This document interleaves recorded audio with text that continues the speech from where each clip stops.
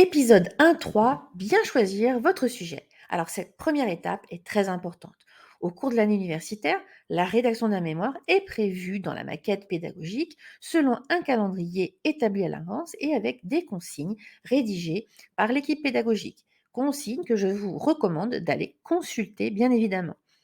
Alors certains cursus prévoient un projet dit tutoré, c'est-à-dire un travail de synthèse à choisir parmi une liste de sujets, avec pour chaque sujet un professeur référent. Et puis vous avez d'autres cursus qui prévoient la rédaction d'un mémoire dans un thème choisi par l'étudiant. Donc dans ce cas, le thème doit être validé par un référent de l'équipe pédagogique.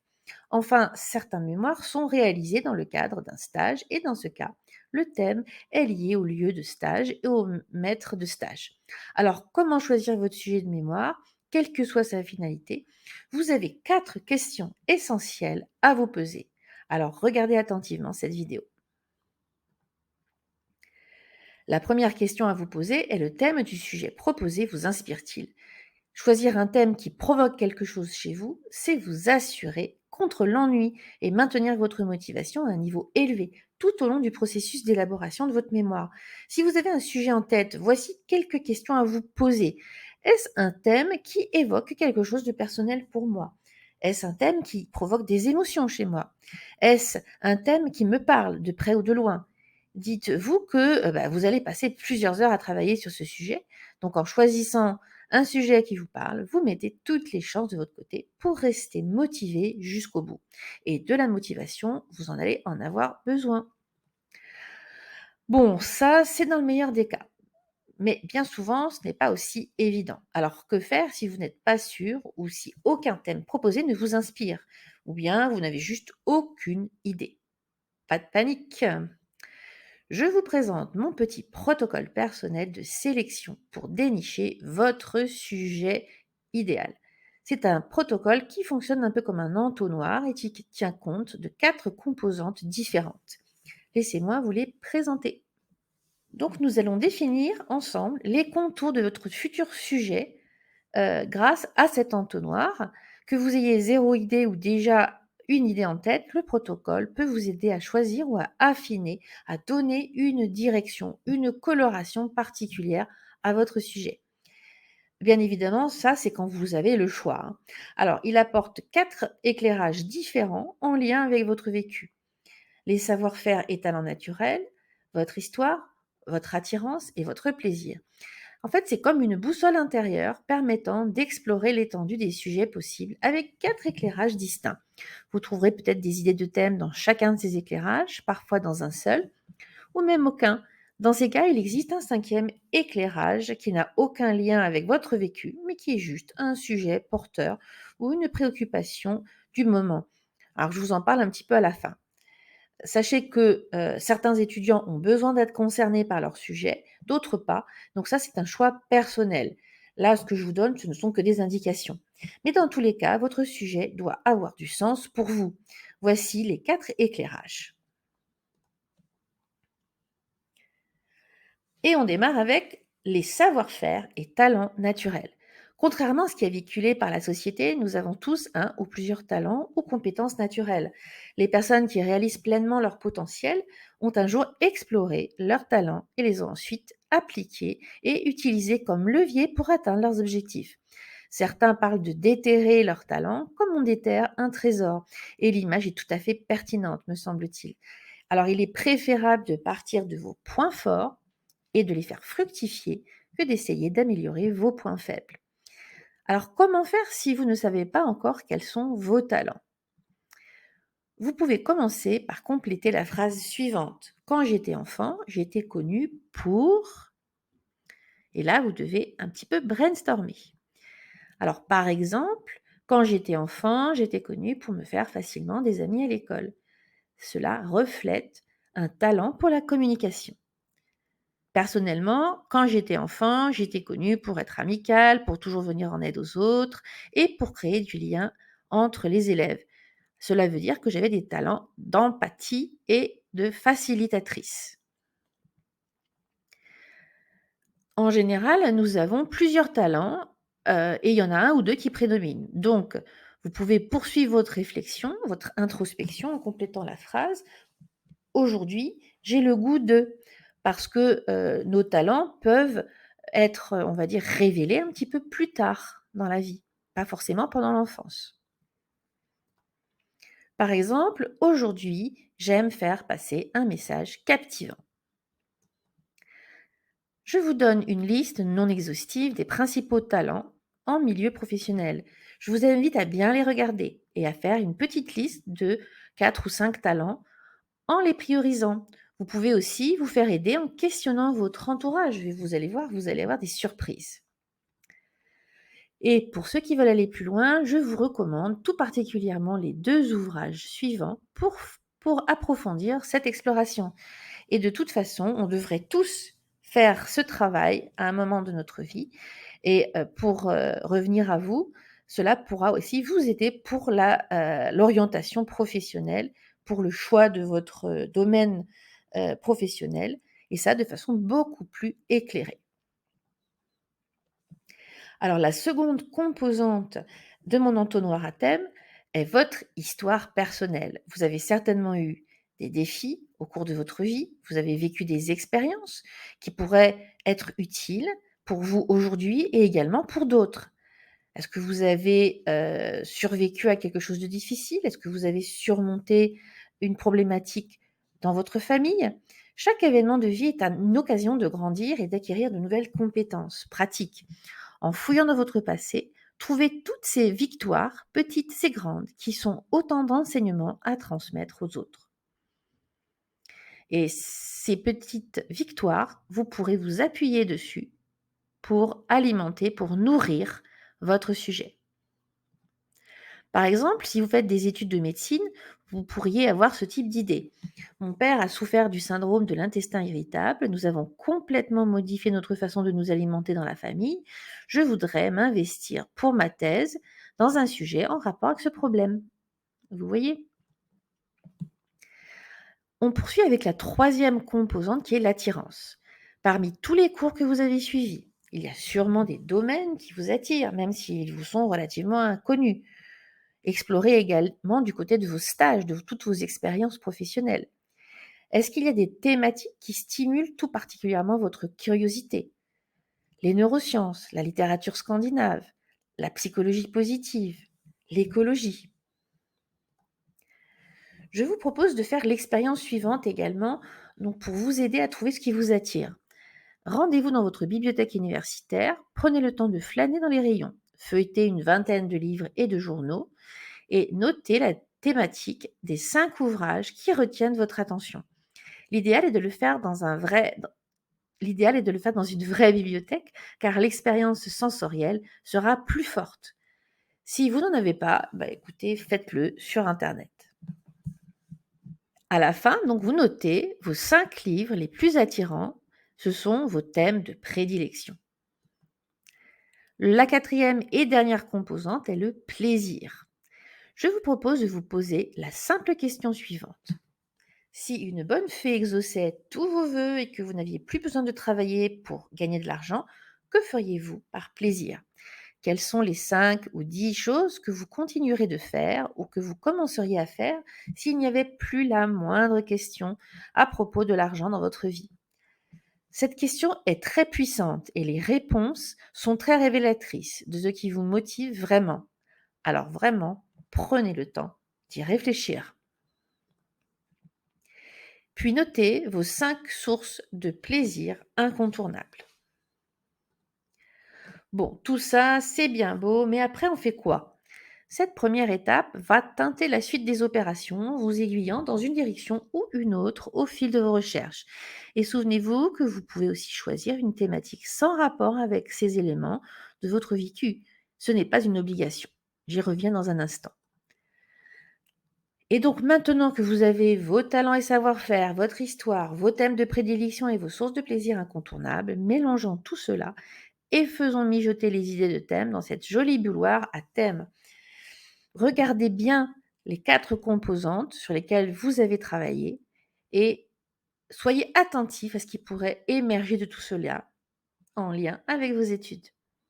Et puis l'idée, c'est surtout de lister en fait un maximum de suggestions, quel que soit leur potentiel. Il est possible que vous ayez trop d'idées de sujets, mais il vaut mieux en avoir trop que pas assez, car comme on le dit, qui peut le plus peut le moins. Voici une stratégie d'élaboration d'un sujet à partir d'un thème assez vaste. On va aller de quelque chose de très général vers un sujet très précis. Alors, on va prendre comme point de départ, vous êtes très intéressé par l'alimentation occidentale. Alors, dans cette alimentation occidentale, c'est quelque chose de très très vaste comme thème, donc il va falloir cibler. Vous vous rendez compte que ce qui vous intéresse, c'est les troubles du comportement alimentaire parce que vous avez votre sœur qui en a souffert, par exemple. Donc, il y a un vécu qui vous concerne quand même si ce n'est pas vous directement.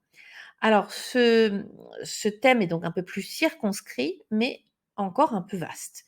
Donc, vous pouvez, en travaillant un petit peu sur les moteurs de recherche, vous rendre compte qu'il y a un sujet qui vous parle tout particulièrement, c'est la prévention de ces troubles.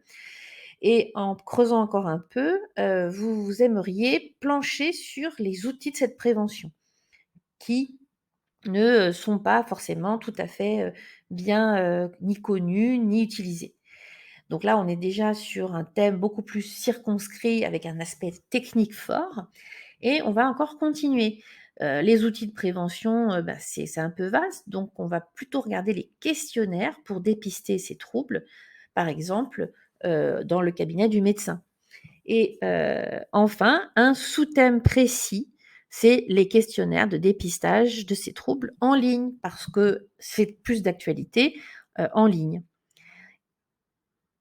Donc vous voyez un peu le cheminement? Donc au final, cette stratégie de l'entonnoir à thème pourrait aboutir à un sujet comme apport et limites des questionnaires de dépistage des TCA en ligne. Bien sûr, vous allez adapter ce processus à votre discipline ou domaine de travail. Mais ce que je voulais surtout, c'était vous montrer un peu le cheminement. Alors, vous avez trouvé votre sujet de cœur et mauvaise surprise, oh non, ce sujet a déjà été traité. Beaucoup d'étudiants pensent que pour pouvoir traiter d'un sujet, il est obligatoire de le faire dans un domaine encore jamais traité. Ce serait une bien mauvaise idée en fait, car le nombre de mémoires est en fait un indicateur de l'importance d'un thème. Je dis mémoire, mais d'une manière générale, des publications. Donc n'oubliez pas qu'il existe de nombreuses manières d'aborder un thème, et c'est précisément dans cet espace que vous pourriez faire chanter votre propre musique. Par exemple, dans le cas de mon sujet sur les troubles du comportement alimentaire, je pourrais le modifier de la façon suivante. Apport et limite des questionnaires de dépistage des TCA en ligne chez les adolescents. Il y a toujours un angle qui n'a pas été traité et qui mérite qu'on s'y attarde. Vous voyez ce que je veux dire? Maintenant, il se peut que malgré tout ce protocole de l'entonnoir, vous soyez toujours dans le brouillard. Alors je vous propose un petit exercice pour trouver un thème d'actualité qui vous plaît. À partir des 5 thèmes de prédilection que vous avez listés dans vos attirances, faites des recherches sur Internet. Interrogez différents moteurs de recherche, du plus basiques aux plus spécialisés, et vous allez ainsi vous rendre compte des préoccupations, soit du grand public, soit des professionnels sur cette thématique. Listez toutes les idées plaisantes qui vous viennent en consultant les différents sites. Et donc vous aboutissez à quelque chose comme ça, une liste de 5 thèmes affinés par le prisme de l'actualité, de la pertinence et qui respectent vos attirances. Alors par exemple, au départ, j'ai un sujet qui est les médicaments durant la grossesse, donc ça c'est un thème de prédilection. Et après, eh bien, je peux affiner mon sujet avec les analgésiques durant la grossesse et la prématurité. Donc on vient de faire la première question. Et maintenant, voici la seconde. Le thème du sujet est-il assez original et pertinent? Alors certains sujets sont très demandés, on va dire très fréquentés, soit parce qu'ils sont à la mode, soit parce qu'ils sont traditionnels. Par exemple, un sujet très prisé en fac de pharmacie est un sujet sur l'allaitement maternel. Je vois beaucoup plus d'inconvénients que d'avantages à choisir un sujet bateau. Fuyez le sujet bateau comme la peste. Non seulement vous allez vous ennuyer rapidement, mais en plus vous risquez d'ennuyer votre jury et même imaginez un peu un professeur qui va présider votre jury et qui va devoir lire pour la énième fois un mémoire sur un sujet traité maintes fois, comme par exemple les bénéfices de l'allaitement maternel. Au secours, ennui garanti. Vous me direz: «Oui, mais parfois, c'est le professeur lui-même qui a donné ce sujet, ça veut dire que c'est important, même si c'est ultra classique et cetera». Alors c'est vrai, quand nous devons sortir un sujet, généralement, nous piochons dans des sujets qui nous paraissent essentiels, mais très souvent, comme on croule par ailleurs sous les tâches, notamment administratives, heu, on n'a plus le temps vraiment de cogiter pendant des jours, alors on donne un sujet bateau, sans trop cibler, pour nous débarrasser de cette tâche et passer à autre chose. Seulement voilà, après coup, on se dit qu'on aurait peut-être pu être plus original quand même et on va à la soutenance en bâillant. Alors je caricature à peine, hein, mais c'est l'idée. Pour éviter cette situation, vous pouvez vous appuyer sur un sujet classique, mais y apporter un peu de spécificité en utilisant la technique de l'entonnoir. Par exemple, pour reprendre mon thème sur l'allaitement, on pourrait très bien aboutir à quelque chose de beaucoup plus précis comme dépression postnatale et allaitement maternel instinctif. Ça, c'est quand même beaucoup plus sexy que, bénéfice de l'allaitement maternel et donc ça va forcément éveiller l'intérêt de votre jury. Alors si vous n'êtes pas encore convaincu, voici 3 avantages à choisir un sujet hors des sentiers battus. Le premier, un sujet novateur ou original, bah, ça signifie qu'il y a peu d'informations sur les moteurs de recherche, donc peu de bibliographie à faire, c'est plus rapide à synthétiser et surtout, vous pourrez le faire de façon approfondie. Deuxième avantage, vous avez des chances d'en savoir bien plus que les membres du jury vu que c'est peu connu. Troisième avantage, au moment de rédiger, vous serez stimulé par vos lectures et par l'envie d'apprendre quelque chose de nouveau, voire de transmettre quelque chose de nouveau, y compris aux membres du jury. Et là, c'est bingo. Alors, si en toute objectivité, le sujet est bateau, changez de sujet, même s'il vous plaît beaucoup. Vous ne le regretterez pas. Et maintenant, voyons la troisième question à vous poser pour votre sujet. C'est aurez-vous assez de temps pour approfondir votre sujet?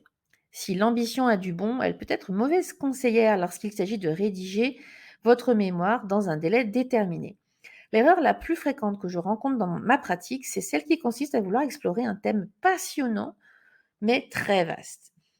Par exemple, impact des perturbateurs endocriniens sur la santé humaine.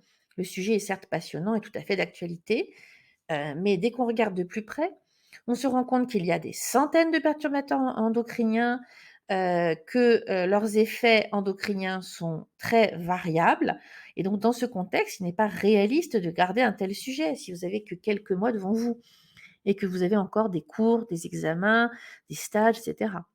Avant de vous lancer, posez-vous la question du timing pour réaliser votre mémoire.